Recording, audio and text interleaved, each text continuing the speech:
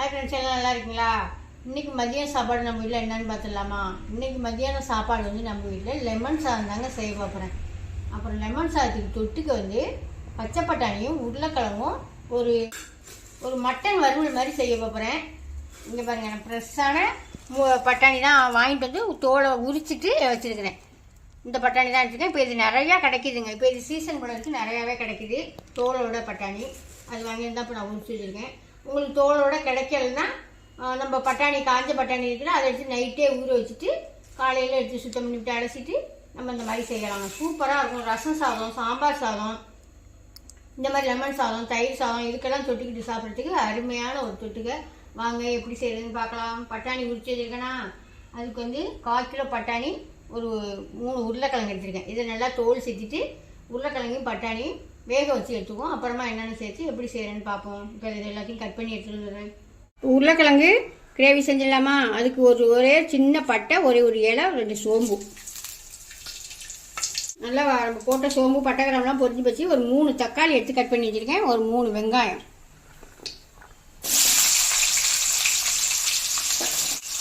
நாங்கள் நிறையா வாட்டி இது மாதிரி செஞ்சு சாப்பிடுவோம். இந்த மாதிரி சாப்பாட்டுக்கெல்லாம், கலர்ன சாப்பாட்டுக்கெல்லாம் இந்த மாதிரி செஞ்சோம்னா நல்லாயிருக்குங்க. நீங்கள் செய்யலைன்னா இந்த மாதிரி ஒரு வாட்டி செஞ்சு சாப்பிட்டு பாருங்கள். நம்ம எங்கேயாவது சூரெல்லாம் போகிறோமா, சாதம் கலரி எடுத்துகிட்டு போகிறோம்ல, அந்த மாதிரி டயத்துலாம் இந்த மாதிரி செஞ்சு எடுத்துகிட்டு போகலாம். வெங்காயம் நல்லா வதங்கிடட்டும். சாதமும் ரெடி ஆகிடுச்சு. சாதமும் வடித்து ஒரு பக்கம் ஆறிக்கிட்டு லெமனை பிழிஞ்சு கிளற வேண்டியதான். இப்போ இதெல்லாம் டக்கு டக்குன்னு செஞ்சுட்டு என்ன செய்ய போகிறேன்னா, முறுக்கு கொஞ்சம் செய்யணும், அதிரசம் கொஞ்சம் செய்யணும், சீப்பு முறுக்கு கொஞ்சம் செய்யணும். இது 3 செய்யணும். அதனால் இதை இன்னைக்கு கலர்ன சாதமாக செஞ்சாச்சு. வெங்காயம் நல்லா வதங்கிடுச்சு. நம்ம இந்த தக்காளி சேர்த்துக்கலாம். நல்லா குழைவாக வதக்கிக்கிட்டு காமிக்கிறேன். இது நல்லா வதங்கிடுச்சா? வெங்காயம் தக்காளியெல்லாம் நல்லா வதங்கிட்டு கொஞ்சமாக மஞ்சத்தூள், நம்ம வீட்டில் ரெடி பண்ணுற கரம் மசாலா கொஞ்சோண்டு போட்டால் போதுங்க. ஒரு சிட்டிக்கை போட்டால் போதும். காரத்துக்கு ஏற்றது மாதிரி நீங்கள் மிளகாத்தூள் போட்டுங்க. நான் நல்லா 1 ஸ்பூன் கிட்ட போடுறேன். மல்லித்தூள் நிறையா வேண்டியதில்லை, ஒரு 1/2 ஸ்பூன் போட்டால் போதும். கொஞ்சோண்டு ஊற்றி இதெல்லாம் நல்லா பச்சை வாடை போடுற அளவுக்கு நல்லா வதக்கி விட்டுக்கலாம். இதில் ஒரு கொத்து கருவேப்பிலை போட்டுக்கலாம். இதில் கொஞ்சமாக தண்ணி ஊற்றிக்கணும், ரொம்ப ஊற்றிடாதீங்க, கொஞ்சமாக போதும்.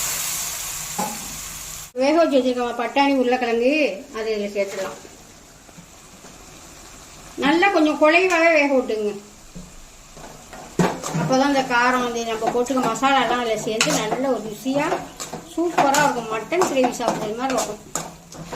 இப்போ உப்பெல்லாம் போதுமான்னு பார்த்துட்டு பத்தெல்லாம் சேர்த்துக்கலாம். உப்பு போட்டு ஒரு கழிச்சு நான் இறக்கையில் காட்டுறேங்க. இந்தளவுக்கு நம்ம ஊற்றின தண்ணியெல்லாம் நல்லா ட்ரை ஆகி இந்த மாதிரி நல்லா வந்துச்சா? இப்போ கொஞ்சோண்டு ஒரு 2 ஸ்பூன் கிட்ட தேங்காய் எடுத்து கொஞ்சோண்டு சோம்பு போட்டு அரைச்சி இதில் சேர்த்துக்கலாம். நரப்புடன் தான் அரைச்சி வச்சுருக்கேன், அதை அரைச்சி சேர்த்துக்குவோம். இந்த மாதிரி ட்ரையாக இருந்தாலும் உங்களுக்கு ஓகேன்னா வச்சுக்கோங்க. நான் இப்படியே தான் வச்சுக்க போகிறேன். நான் லெமன் சாத்துக்கு தாங்க தொட்டுக்க போகிறேன். நீங்கள் வந்து இன்னும் கொஞ்சம் கிரேவியாக உங்களுக்கு வேணும்னா இன்னும் கொஞ்சம் தண்ணி சேர்த்துக்க வேண்டியதான். அவ்வளோதாங்க. அவ்வளோ ஒரு சூப்பராக இருக்கும். மட்டன் சாப்பிட்றது மாதிரியே இருக்கும் உண்மையிலேயே. நீங்கள் இது மாதிரியே ஒரு வாட்டி செஞ்சு பார்த்துட்டு உருளைக்கிழங்கு பட்டாணி நான் செஞ்சது மாதிரியே செஞ்சு பார்த்துட்டு எப்படி இருக்குது கமெண்டில் சொல்லுங்கள். இப்போ வாங்க லெமன் சாதம் கலரிடலாம். சூப்பராக இருக்கா? அருமையாக இருக்குங்க. இந்த சோம்பு வாசமும் இந்த தேங்காய் நரப்புறன்னு அரைச்சி போட்டுக்கோமா, அதோடு எடுத்து சாப்பிட்றதுக்கு அவ்வளோ அருமையாக இருக்கும். அவ்வளோதான். இதை இப்போ இறக்கி வச்சிடலாமா? இப்போ லெமன் சாதம் தழைச்சிடலாமா? சாதத்தை முன்னாடியே வடித்து நல்லெண்ணெயை ஊற்றி நல்லா கலரி வச்சுட்டோம்னா சாதம் ஒன்றோட ஒன்று ஒட்டாமல் நல்லா உதிரி உதிரியாக இருக்குங்க. அது மாதிரி ரெடி பண்ணி வச்சுருக்காங்க. நல்லா எண்ணெய் சூடானதுக்கு பாரு. நல்லா 1 ஸ்பூன் 1.5 ஸ்பூன் கிட்ட நான் எடுத்துருக்கிறேன் கடலைப்பருப்பு, ஒரு 1/2 ஸ்பூன் கிட்ட கடுகு, 1 ஸ்பூன் கிட்ட வெள்ளை உளுந்து எல்லாத்தையும் நல்லா வெடிக்க விட்டுடலாம். கொஞ்சோண்டு இஞ்சி, மல்லித்தலை, 2 பட்டை மிளகாய், 2 பச்சை மிளகாய். இதோட வாசம் 2 வாசமும் சேர்ந்து வரையில் சாதம் சூப்பராக இருக்குங்க. லெமன் சாதம்லாம் கடல் செய்யாதான்னு நினைக்காதீங்க. அவங்கவுங்க ஒரு மாதிரி, இப்போ நீங்கள் ஒரு மாதிரி செய்வீங்க, நான் ஒரு மாதிரி செய்வேன். சாப்பாடு தான் ஒரு சாப்பாட்டை பல விதமாக செய்கிறாங்களா, அதனால் சூப்பராக இருக்கும். இந்த மாதிரிலாம் செஞ்சு பார்த்தீங்கன்னா நான் இப்படி தான் செய்வேன். நல்லா கடுகு வெடிக்கட்டும். நல்லா கடுகு வெடிச்சிட்டு ஒரு கைப்பிடி அளவுக்கு நடக்கலை, பச்சை மிளகா, பச்சை மிளகா, கொஞ்சோண்டு இஞ்சி வச்சுக்கோமா, அந்த இஞ்சி, ஒரு கொத்து ஃப்ரெஷ்ஷான கருவேப்பிலை, காரத்துக்கு தகுந்த மாதிரி மஞ்சத்தூள். அதே மாதிரி உங்களுக்கு பெருங்காயத்தூள் ரொம்ப பிடிக்கும்னா போட்டுக்கோங்க. எனக்கு அதிகமாக பெருங்காய வாசனை நிறையா பிடிக்கும், அதனால் நம்ம கொஞ்சம் கூடவே போட்டு புளிஞ்சு வச்சுக்க லெமனை கலந்துட வேண்டியதான்.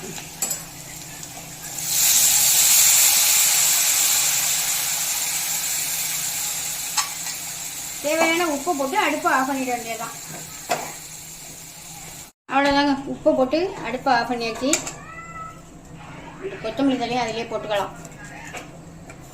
இந்த பக்கம் அதுக்குள்ளே மணி ஆயிடுச்சு, டீயும் ரெடி ஆகிட்டு இருக்கு. வாங்க சாப்பாட்டை கொண்டு சேர்த்துடலாம். இது நல்லா நல்லெண்ணெய் ஊற்றி நல்லா உதிரியாக நான் ரெடி பண்ணி வச்சுருக்கேன். கிளறி விட்டிங்கன்னா சாதத்தை கொட்டி நல்லா நல்லெண்ணெய் ஊற்றி இந்த மாதிரி கிளறி விட்டிங்கன்னா நல்லா உதிரியாக இருக்கும். யாராருக்கெல்லாம் லெமன் சாதம் பிடிக்கும், யாராருக்கெல்லாம் பிடிக்காது அப்படின்னு அதையும் சொல்லுவேன். கிளறின சாதமே இப்போ நம்ம வீட்டில் செஞ்சு ரொம்ப நாளாகுது. அடிக்கடி கிளறின சாதம் செய்வோம்.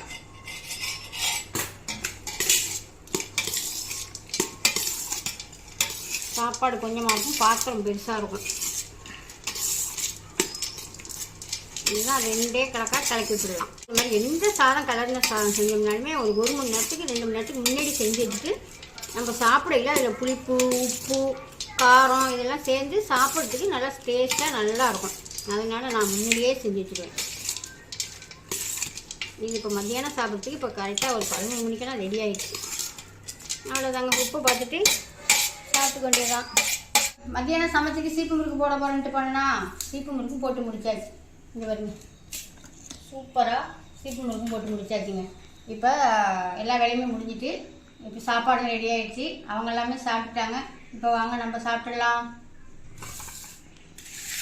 லெமன் சாதம் சூப்பராக நல்லா உதிரியாக அருமையான லெமன் சாதம். இந்த வெயிலுக்கு நல்லா குழுன்னு நல்லா சாப்பிட்லாங்க. அப்புறம் நம்ம செஞ்ச உருளைக்கிழங்கும் பச்சை பட்டாணியும் போட்ட கிரேவி அருமையாக இருக்குது. எங்கள் பையன் கேட்குறாப்புல என்ன சனிக்கிழமையுமா இறால் மாதிரி கட்டி வச்சுருக்கீங்க அப்படின்னு. அவ்வளோ அருமையாக இருக்குது.